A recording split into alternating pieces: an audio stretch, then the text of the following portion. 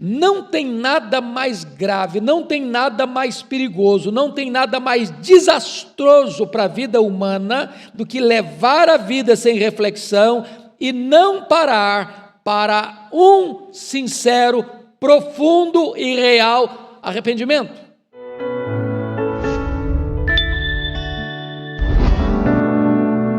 Meus amigos e minhas amigas, mais um ano se passou, passamos por diversos desertos, e, em tudo Deus nos deu livramentos. O novo ano se inicia, haverá lutas e novos desafios.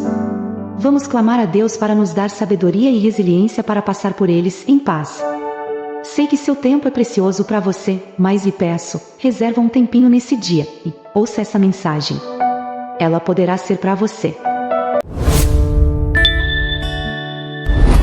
Reflexão do dia. Lucas 10, 21.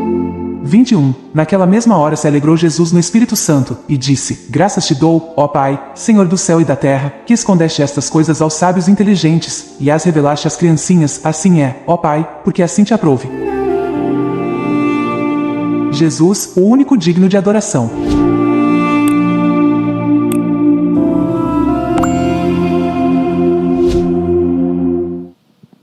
Irmãos amados, nós vamos abrir então a palavra de Deus no Evangelho de Jesus Cristo, conforme o relato de Lucas. Lucas capítulo 13. Lucas capítulo 13, leremos dos versos 1 ao 9.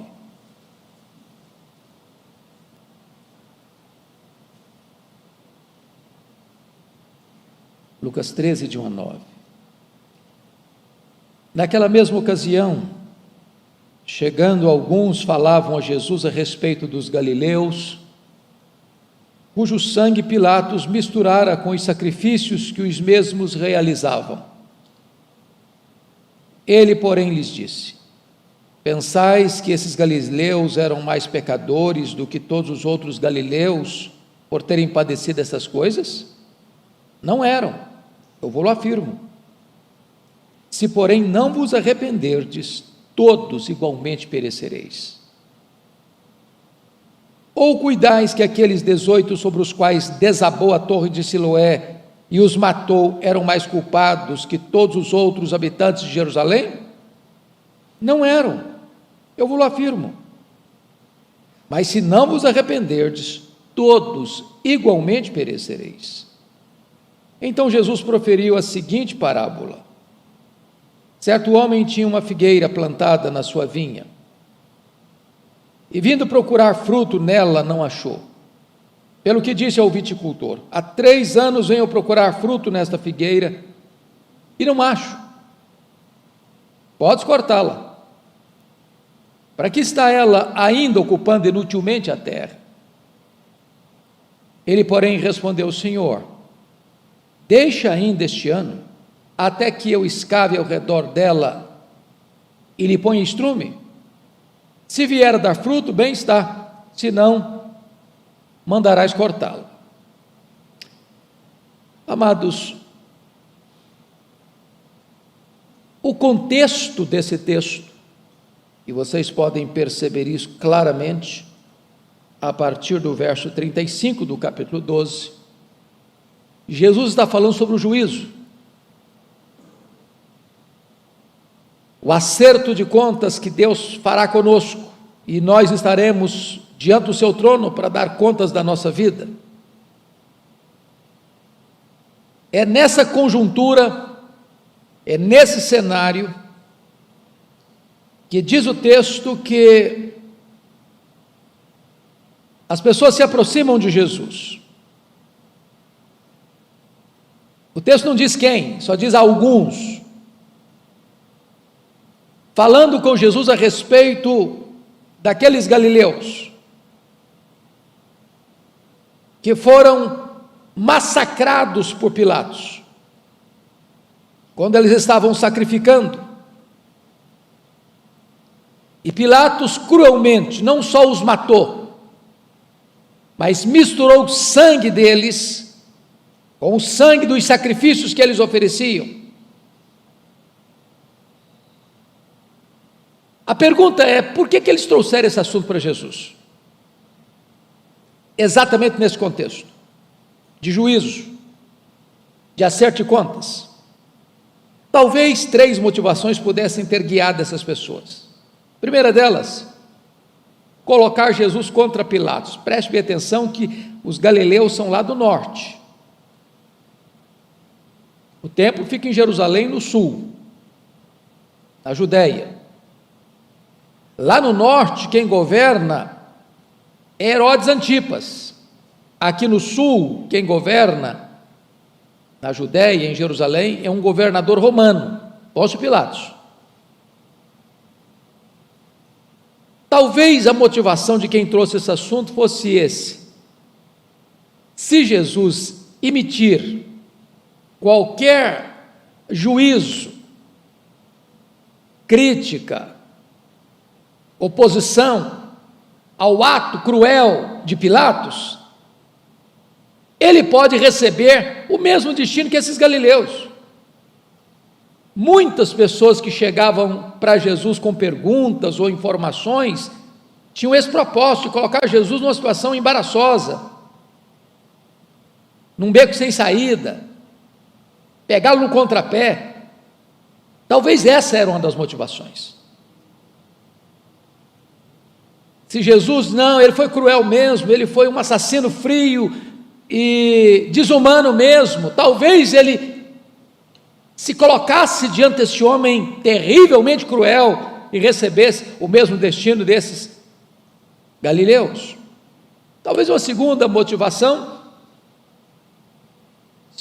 imaginando que a motivação era boa, essas pessoas queriam alertar Jesus sobre as atrocidades de Pilatos, para que ele tivesse cautela, para que ele tivesse cuidado, para ele não se posicionar publicamente contra esse homem, que era o governador romano naquela época. Mas talvez, e eu penso que o contexto me leva a essa terceira posição, que essas pessoas queriam especular sobre a maior culpa desses galileus, porque foram vitimados de forma tão cruel. E sabe, irmãos, esta questão ainda hoje é muito recorrente. Quando as pessoas enfrentam uma tragédia, um terremoto, um tsunami, uma explosão como aconteceu dia 4 agora em Beirute, ou uma pandemia como essa que só no Brasil já ceifou mais de 110 mil pessoas, há muita gente que fica especulando por que fulano morreu. E às vezes, ao especularem por que elas morreram, ainda querem tirar vantagem disso. Eu estou vivo. Se eu estou vivo, eu sou melhor que ele. Ele morreu, eu não. Ele foi massacrado, eu não. Ele foi vitimado, eu não. Então havia uma espécie de ponta de autojustiça, de autoelogio, de autoexaltação, e ao mesmo tempo de censura e crítica e condenação aos que morreram. Então é curioso que ao Jesus ser informado, e notem vocês que no relato tinham 2 fatos.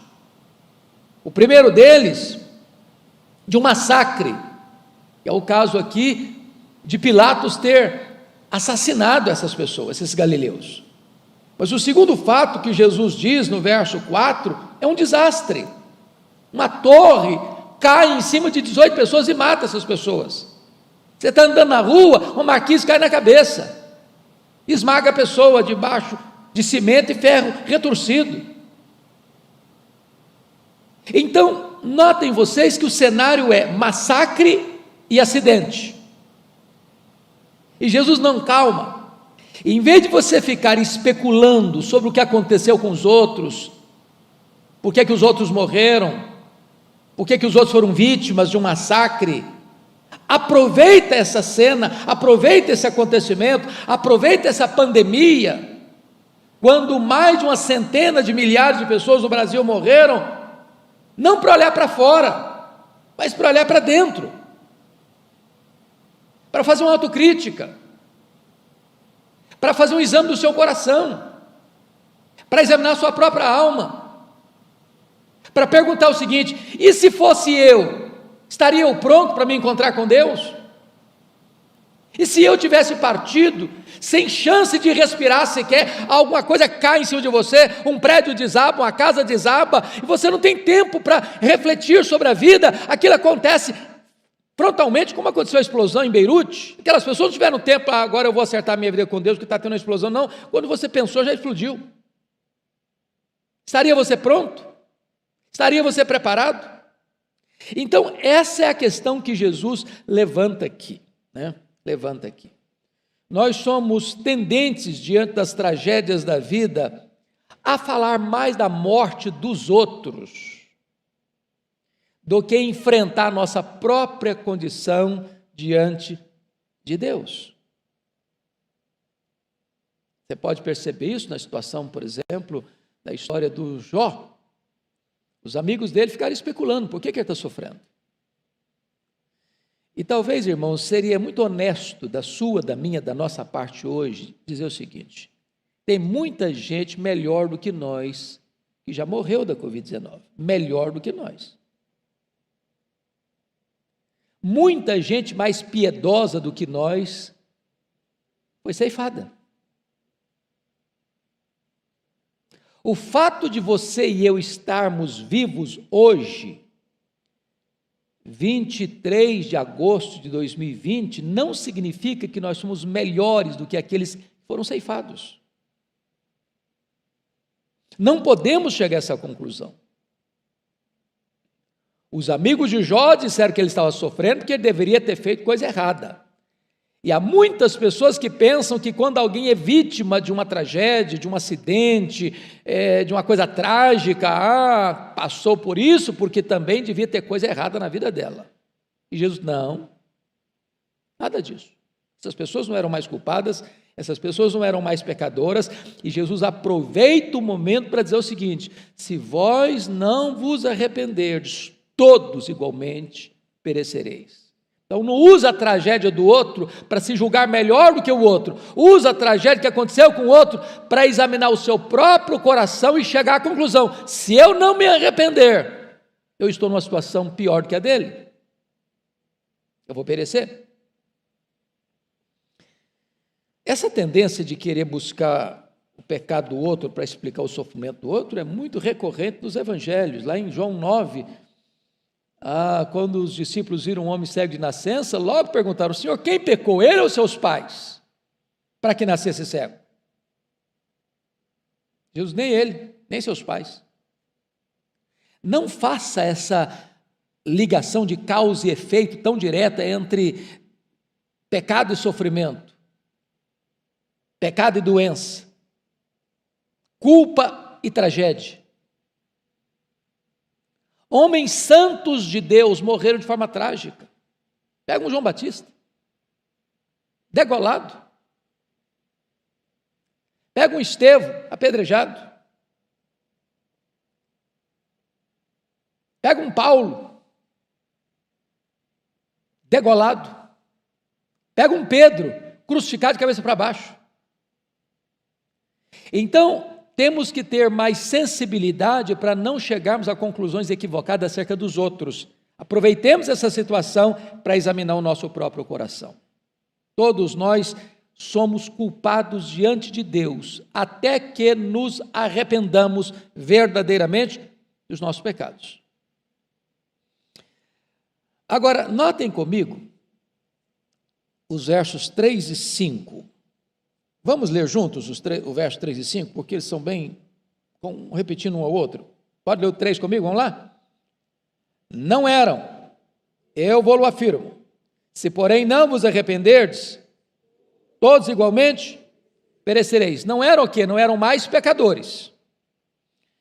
Agora, notem vocês que a pergunta não é mais se eram mais pecadores, mas se eram mais culpados no verso 4. Uma coisa é pecador, outra coisa é culpado. Olha a resposta do verso 5. Vamos ler juntos? Não eram, eu vou-lo afirmo, mas se não vos arrependerdes, todos igualmente perecereis. Meus irmãos, o que Jesus está querendo dizer aqui diante de tragédia e diante de acidente? A tragédia da morte dos galileus, o acidente dos 18 que morreram com a torre de Siloé. Pecadores culpados.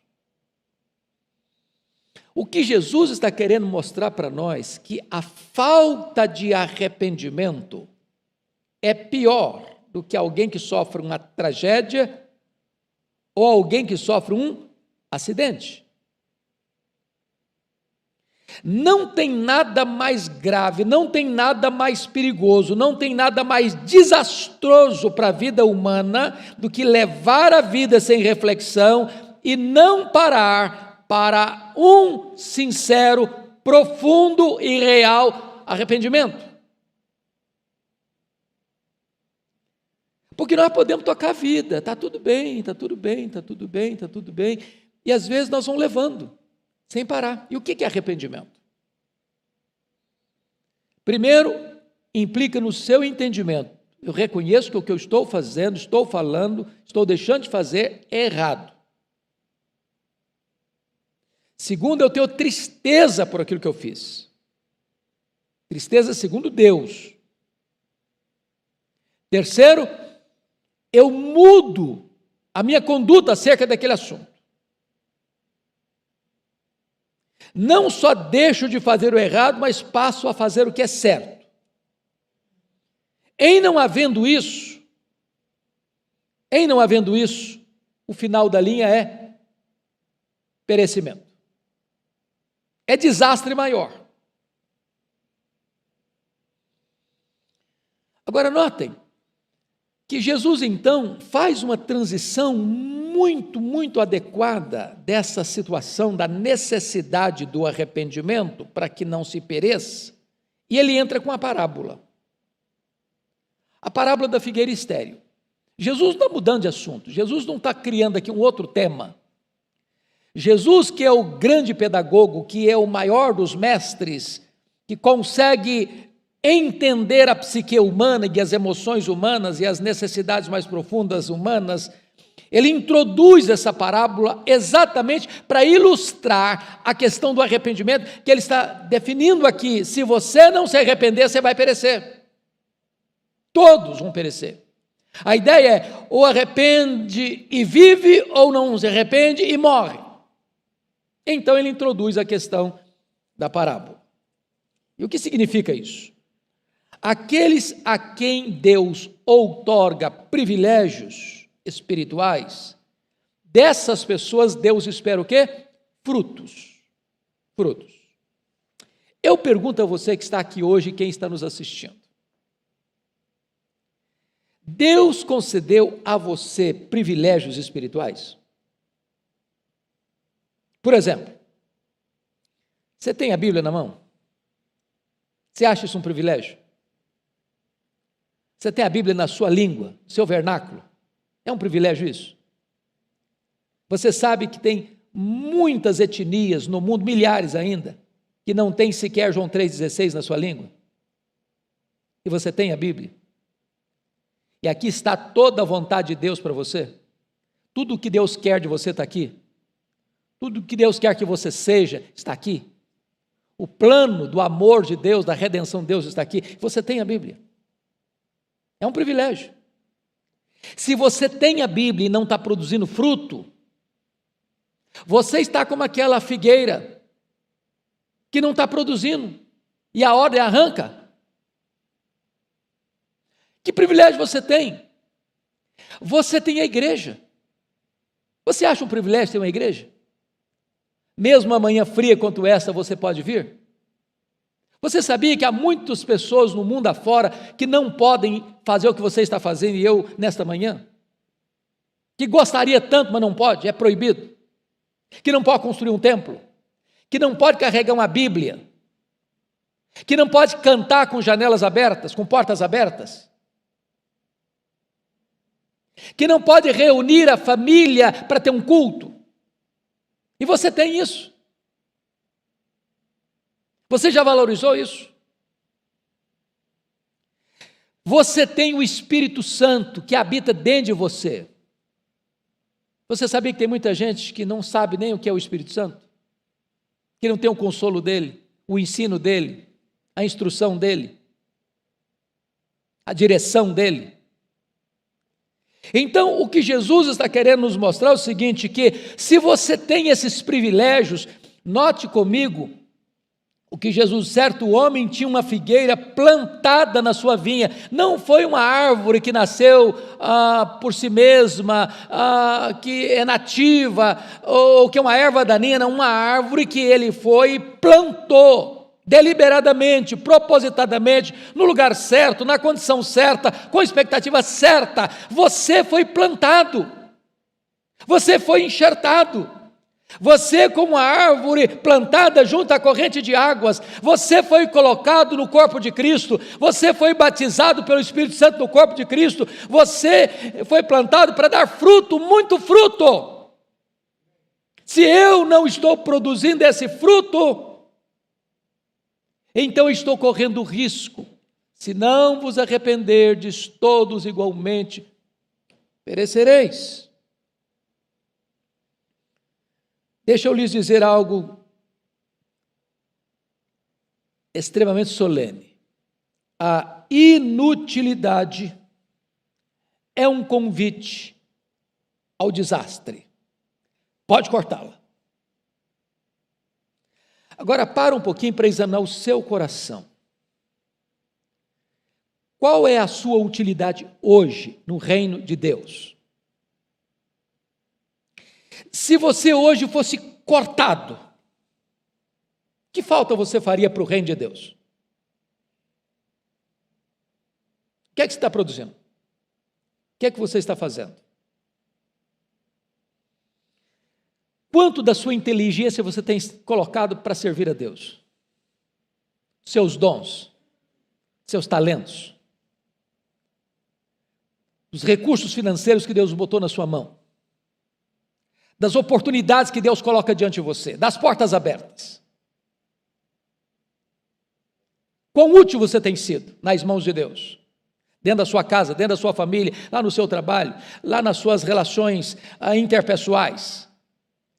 Preste bem atenção nisso. A inutilidade é um convite para o desastre. Pode cortá-la. Foi a ordem.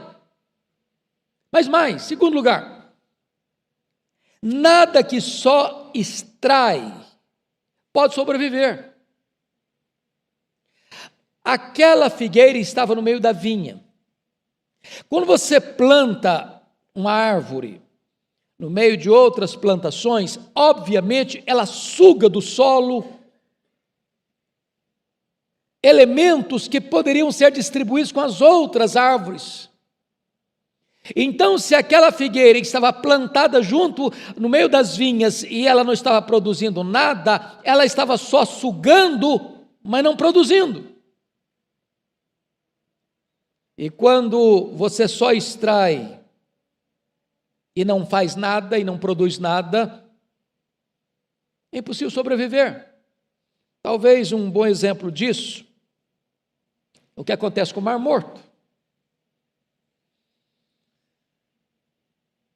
Vocês sabem que o Mar Morto é um lago de águas salgadas. Se o mar Atlântico, Pacífico tem 2%, 3% no máximo de sal, o Mar Morto tem 33% de sal. É um lago salgado. Recebe a água doce do Jordão, mas não distribui água. E o Mar Morto está morrendo. Década após década você vê o recuo, o enxugamento do Mar Morto. Porque é um princípio espiritual. Quem só recebe e não dá, morre. A pergunta hoje talvez seria esta: você tem recebido de Deus instrução, palavra, consolo, sustento, providência, cuidado, livramento? Contabiliza as bênçãos de Deus na sua vida. A pergunta é: o que você está fazendo com isso? Quanto você está produzindo para o reino de Deus em virtude daquilo que você tem recebido de Deus? Esta é a questão que Jesus está tratando aqui. Mas veja comigo, por gentileza, algo sublime, diante da ordem peremptória, pode cortá-la. Para que está ela ainda ocupando inutilmente a terra? Olha a intervenção dos versos 8 e 9, eu peço que você leia comigo os versos 8 e 9. Pode ler comigo? Vamos juntos? Ele, porém, respondeu: Senhor, deixa ainda este ano, até que eu escave ao redor dela e lhe põe estrume. Se vier a dar fruto, bem está, se não, mandarás cortá-la. Aqui eu consigo entender e ver, e vocês também, o que nós poderíamos chamar de o evangelho da segunda oportunidade. Irmãos, se não fora a misericórdia de Deus, diz a Bíblia, nós seríamos o quê? Consumidos. Você acha você uma pessoa complicada? Honestamente, Senhor, eu sou meio complicadinho. Ou só eu que acho isso de mim mesmo?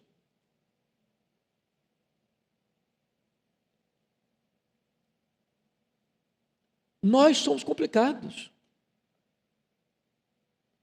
A gente precisa levar Deus tem muita paciência com a gente. Você já errou uma vez e disse, Senhor, tudo bem, não vou errar mais não. E aí amanhã você erra de novo. Aí você pede perdão. Aí depois você tem que pedir perdão outra vez. E de novo. E outra vez. E novamente.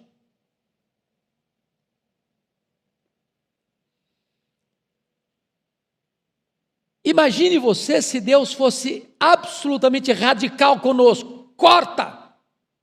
Senhor, dá mais um tempo. Corta! Senhor, deixa mais um tempo. Vamos dar mais um ano. Pensa comigo em João Marcos, ele abandona Paulo e Barnabé, lá em perto da Panfilha. E Deus poderia ter dito para o Marcos, olha, chega, abandonou, nunca mais. Deus dá uma nova chance para ele. Paulo não deu não, mas Deus deu. E o Marcos foi aquele homem de Deus tão precioso, escreveu o primeiro evangelho. Pense comigo num Pedro, que nega Jesus. E Jesus vai ao encontro dele, para restaurá-lo, para colocar o cajado de pastor de volta na mão dele. Eu não sei como é que você veio aqui hoje, mas quem sabe hoje Jesus está dizendo o seguinte, olha, eu estou te dando mais uma chance. Eu estou te dando mais uma oportunidade. Eu quero que você se levante. Eu quero que você se arrependa. Eu quero que você se volte para mim. Eu quero que você seja útil. Eu quero que você seja frutífero. Eu não quero que você seja cortado, eu não quero que você seja arrancado, eu quero que você produza muito fruto para a glória de Deus. Hoje o Senhor está lhe dando mais uma chance de se levantar, de ser restaurado, de ser limpo, de ser transformado, de ser cheio do Espírito Santo.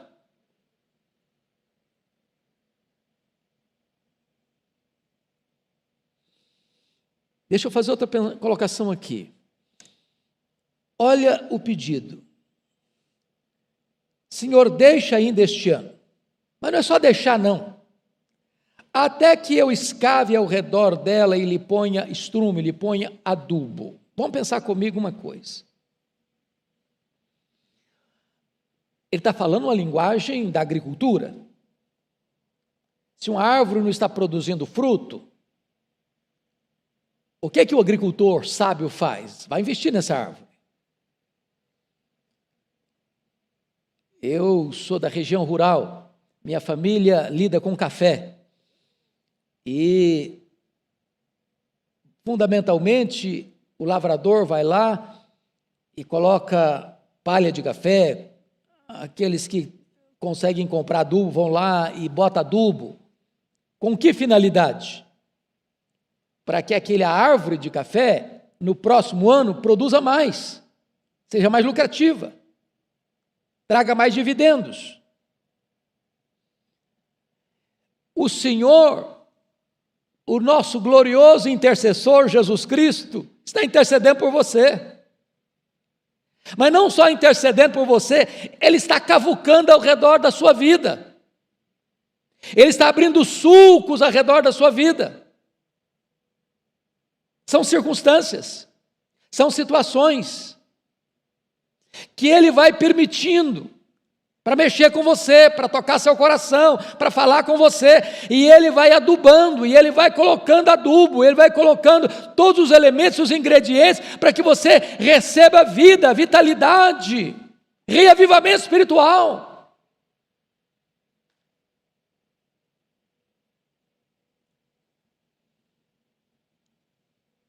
Deixa eu fazer uma pergunta.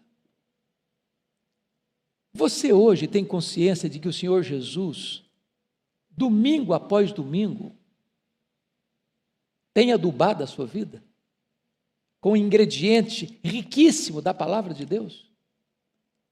Ele tem nos exortado, Ele tem nos ensinado, Ele tem nos doutrinado, Ele tem nos ensinado, Ele tem nos confrontado, Ele tem nos exortado, Ele tem nos divertido, Ele tem nos colocado de pé, Ele tem nos soprado do poder do seu Espírito. E o Senhor mais uma vez está fazendo isso hoje aqui de manhã com você e comigo. Ele está dizendo o seguinte: eu não quero que você continue infrutífero. É hora de produzir. É hora de ser uma bênção. Que as pessoas, ao chegarem em você, encontrem frutos que alimentem a elas. Vocês se lembram daquela outra situação? E aí não é parábola, é um fato que aconteceu. Jesus estava aí do caminho de Betânia para Jerusalém, de Jerusalém para Betânia, e diz a Escritura que estão caminhando e de repente uma figueira bonita, cheia de folhas, e Jesus com fome se aproxima dela e abre as folhas aqui, abre os galhos ali e não encontra um figo sequer. E Jesus amaldiçoou aquela figueira e ela secou até a raiz. Quantas vezes a nossa vida até atrai as pessoas, tem muitas folhas, e as pessoas estão famintas, e elas se aproximam procurando algo em que elas possam encontrar alimento, força, ânimo para a vida. E elas abrem os galhos, e elas olham atrás das folhas, e não conseguem encontrar frutos.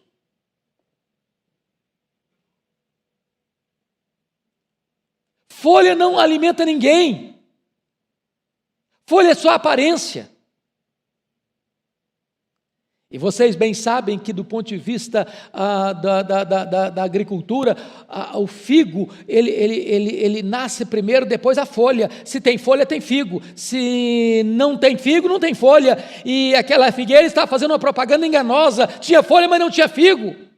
E quantas vezes a nossa vida espiritual é assim: tem folha, mas não tem fruto, tem aparência, mas não tem realidade. Fazemos uma propaganda para as pessoas que tem comida boa, que tem comida farta, e quando elas chegam, elas passam fome porque não encontram nada.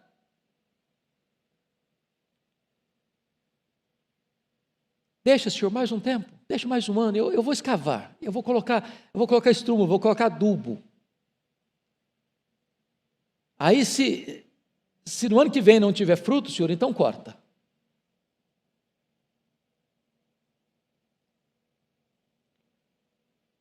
Você pode ler de novo o verso 9 comigo, e eu quero terminar aqui. Vamos juntos? Se vier a dar fruto, bem está. Se não, mandarás cortá-lo. O ponto é o seguinte: existe uma oportunidade final. Você e eu não temos o direito de abusar da paciência de Deus indefinidamente.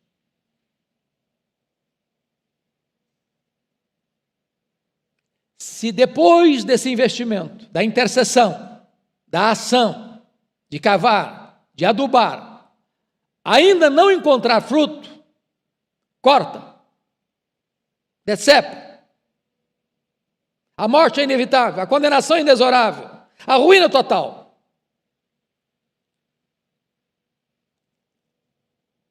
Qual é a sua condição hoje?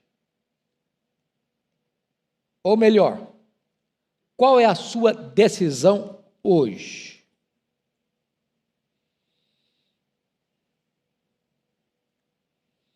Sabe o que me impressiona nessa parábola de Jesus? É que ela não tem conclusão. Eu não sei o que aconteceu. Eu não sei o que aconteceu. Há 3 anos vinha-se procurar fruto, não tinha. 3 anos é o período em que uma figueira produz. Está madura para produzir, está pronta para produzir. Deixa mais um ano. Mais um ano, mais este ano. Até que eu escavo ao redor dela e lhe ponha estrume. Se vier a dar fruto, bem está, se não, corta. E eu não sei se ela produziu fruto. Mas por que essa parábola não tem conclusão? Sabe por quê?